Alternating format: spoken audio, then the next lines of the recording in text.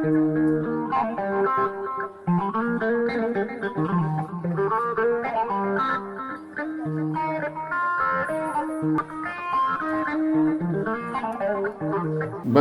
ko welama mawɗo hannde e artude mon ɗo henna émission Senegaal men taw koye Winndere-tv eɗen jooɗodi e Hamet Amadou Ly eɗen gowi joɗodade e makko kala nde e jole jole goodi émission Senegaal men kadi ene adori kala ko woodi ko joli e nder leydi ndi en ƴewat ɓe ganduɗa ko feɗɗitiɓe ɗo on banggue ɓe haqqillaji mumen jubti kadi taw kadi ene jogani ɗumen gandal woda ko kaldi e bandiraɓe ko adi foof hamme calmina bandiraɓe kadi ko weltanadema ittude temps pattam lam rokkude ɗum émission Sénégal men e dendagal daroɓe Winndere-tv. a jarama ceerno Oumar mi salminima mi salmini kala yeeɓoɓe Winndere-tv kono kadi mi salmini kala heɗotoɓe sawto men e nder Sénégal men e yettima kadi no fewi e ko garɗa ko ɗo a wirtima ko heewi a wirtima hewɓe garɗa ɗo rokkude min konngol tawi ina gasa ɓe birtiɗa ɓe wonko ɓuuri wawde haalde won gandal ɓuuri jogade e komin mbawi tottirde ko kono noon jikke yakare ko pawɗa men o ma en eto wadde feere ha dokken ɗum hakke mum e hakke bawɗe men yimɓeɓe pamir kadi analyse politique ko miijoji wona gandal tan diñigal miijoji noon a ƴettat ka ceɓal ƴetta to ceɓal ƴetta rendinde mbaɗa ɗum sawdu so haɓɓitama noon woni foof ƴeewa holno fotata wawde ɗum yirude ko ardi foof élection présidentielle waɗi le 24 mars 2024 ponnoɗo wadde le 25 février tawa ɗum ɗon pop ene jeeya ko addi caɗele ɗe ko fati e parrainage te parrainage elle waɗirano ko beele yo safru ko fati e candidat ji ɗi so tawi manan ƴeewama elle ni ko joni candidat ji mana ɓuuri ɓeydade saabu woni hedde candidat ji 19 beele safara wontani ñaw a jarama no fewi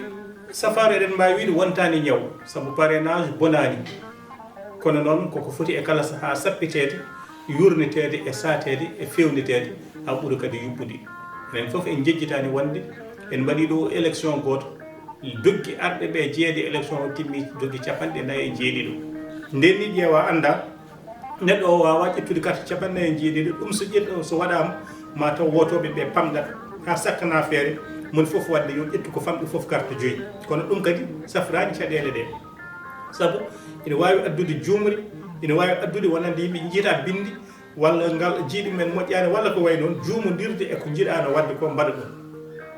kono mbiyen udditare soggoji ɗo e nder leydi Sénégal fuɗɗi ko guila 2000 yimɓe ɓe gandi e laamu Abdoulaye Wade libéralisme o ko libéralisme général saabu ko nden yimɓe ɓe gandi ndeke moni foof wi mbaɗa wawi wonde hankkadi to banggue politique natti fawede e tolno gandal natti fawede e jangde natti fawede e wittu fawede tan hankkadi moni foof no warñiri foof ko noon heɓirta damurde warñede mum so tawi polko politique dañama guila nden moni foof ande ni min ndeke mbaɗa wawi wonde ɗum ko fuɗɗi Abdoulaye Wade jokki e laamu Macky Sall ha yetti ɗo nden noon wellitare wonde nde ɗo yeti e nder leydi Sénégal en mbawa wiide ko ɗum wellitare ɓurtude to banggue démocratie kono noon kam eɗen mbawi wiide diwti wiyode sanne saabu sa ƴeewi ndi wiya tan suɓugoji ɗiɗo aha koye kala jiɗɗo jeeyede hen yo ar ina fawa e jeeygol ngol kuule jeenayyi kono kuule jeenayyi ɗe haɗatama daroyde parrainage ma dariya parrainage caggal ɗum nde jeenayyi keddiɗe jeetati keddiɗe ɗe mbawa ƴeewede nde ƴeewa nden hakke temeɗɗiɗi capanɗe jeegomo e jeegomo ɓe mbi temeɗɗiɗi capanɗe jeegomo en jeeɗiɗo ngari mbi minen dey emin jiiɗi wonde hoorejo leydi Sénégal eɗen gandi so parrainage alano wadde liste uji ɗi gonata ko temeɗɗiɗi e capanɗe jeegom e jeegom walla capanɗe jeegom e jeeɗiɗi nden noon alay saago seeɗe ceɗogol ngol noon waɗi ko tameji ɗiɗi ne waɗi tame jorodu ina waɗi tame ɗaɗɗo tame jorodu o woni tame mo ganduɗa o ko guddi ɓurɗe yajde ɗe ko on adi tawa sedde gueɗe ɗe nde seeɗi woodi samɓe ha heddi capanɗe jeenayi e tato saabu woto jejjiten parrainage namdi ko neɗɗo o ko famɗi foof tawi o waɗi ko parrainage citoyen saabu ko fannuji tati gondi aɗa wawi daroyde joguiɗo député ji 13 ina mbawi waɗande ɗumen ciifanɗe ɗumen mbaɗa ɗum parrainé joguiɗo 120 maire ɓenne mbawi waɗande ɗum parrainé sa ala ɗum a yahata e nder rendo ngo daara ko famɗi foof capanɗe nayyi ujunere sifanɗe ko heewi foof capanɗe 5 e 6 ujunere sifanɗe e nder diwnuji jeeɗiɗi certuɗi ɓen ɗon sa addi ɗumen ko ɓen ɗon mbaɗantoma parrainage joni noon nde ɗum waɗi seeɗa e gadunol ngol ƴeewa won jogiiɓe doublon wonɓe ngannduɗaa ɓe parrainage mo ngannduɗaa o ɓe ndewiɗo e liste goɗɗo nden noon woodi samɓe ha heddi 93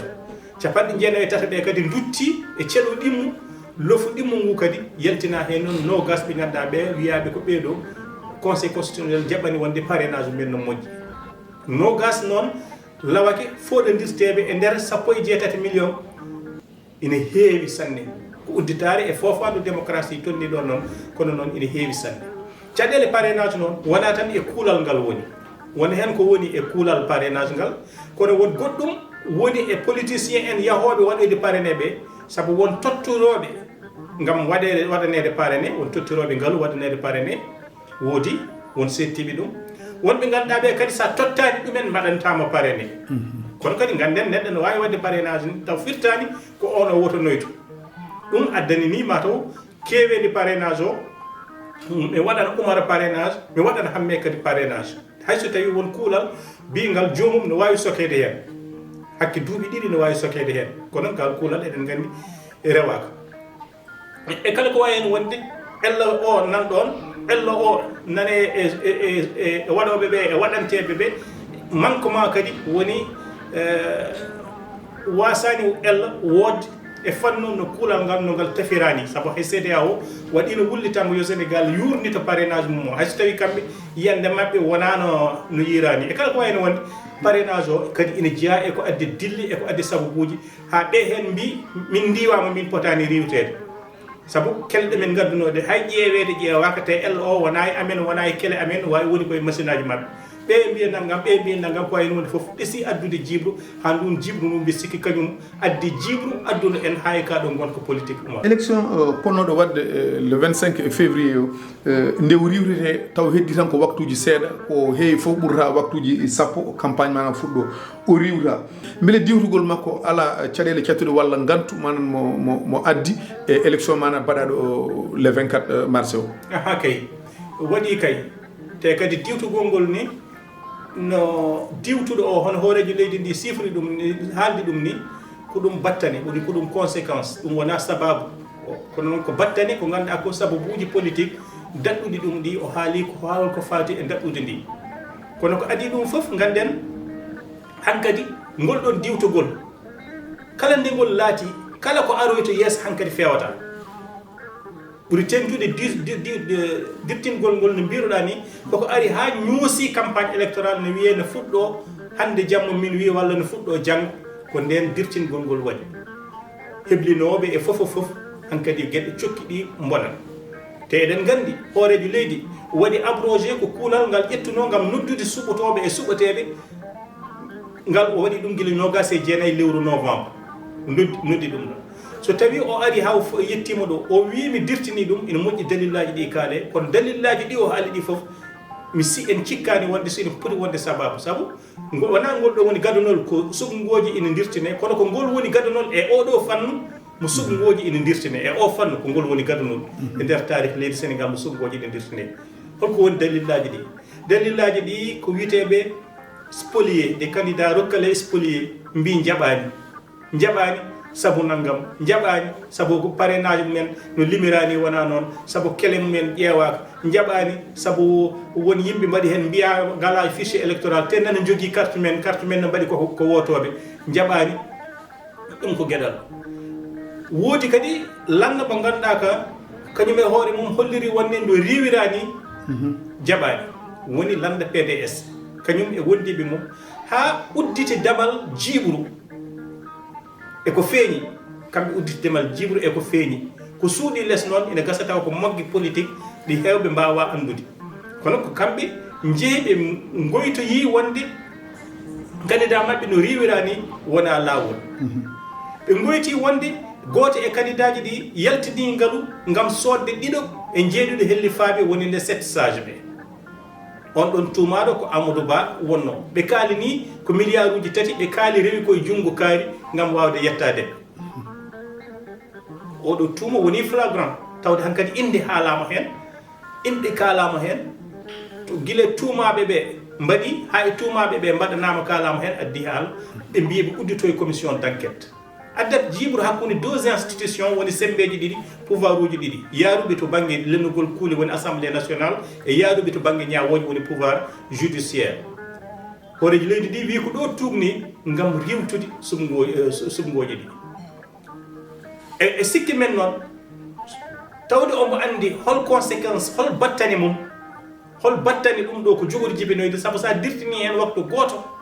hankkadi wodat ko bonni e kala ko aroyta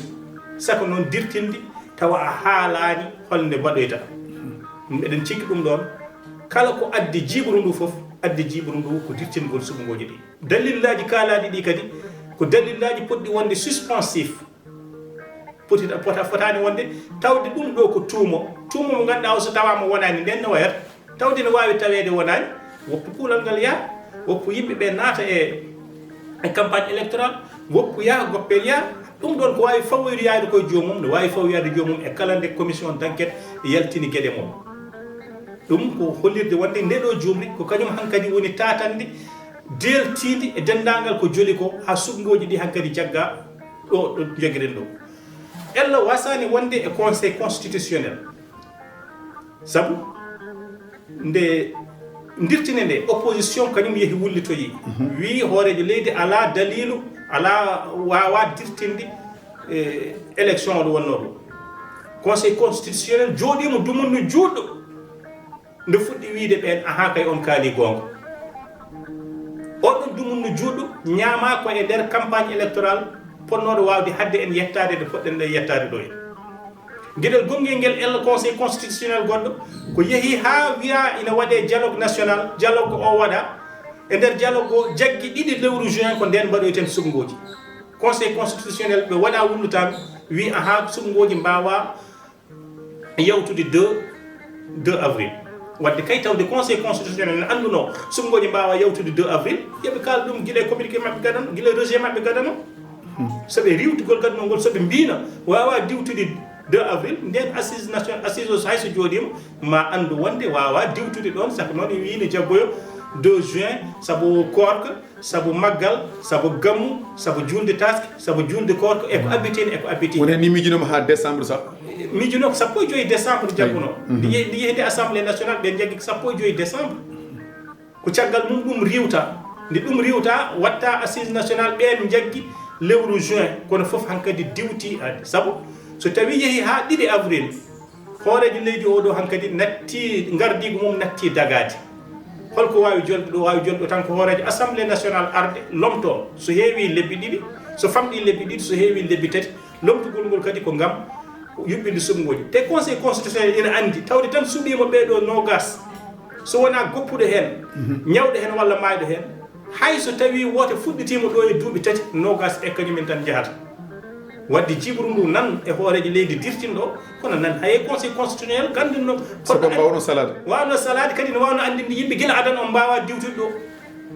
soɓe gandinne yimɓe guila communiqué guila jaltan mabɓe gadanal wawa diwtude 2 avril hunde nde ɓuranno labde kono ɓe mbi yimɓeɓe tan ɓe mbi hoorejo leydi ɗi tan walla joguiɓe kala ko fate gueɗe ɗe tan yo juɓɓin gueɗe ɗe ko ɓuuri yawde e yaccade ko ɗon ɓe kadi yawde e yaccade noon to banggue politique en mbawa dottande ɗum ladi voilà mboɗo sikki bandiraɓe paami tigui rigui e ko wona ɗum élection o no wawno wadde foof waɗi le 24 mars 2023 candidat ji sappo e jeenayyi jeehi won hewɓe yahranoɓe hen ko wayno Idrissa Seck en ko wayno Khalifa Sall en e woɓɓe yahranoɓe hen ko wayno Amadou Ba en ɓeɗo foof ko yimɓe yahranoɓe kono noon caggal muɗum gagni ko coalition Diomaye président eywa c'est logique o gagno walla ko wat sanction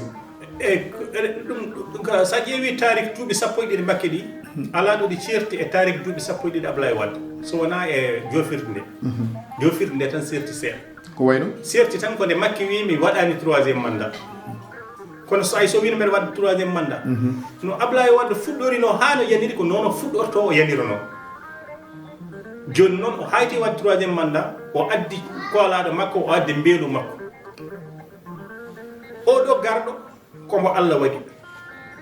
oɗo garɗo komo Allah waɗi komo Allah kadi moftani leydi Senegaal to hay gortinani saabu kañum e hoore mum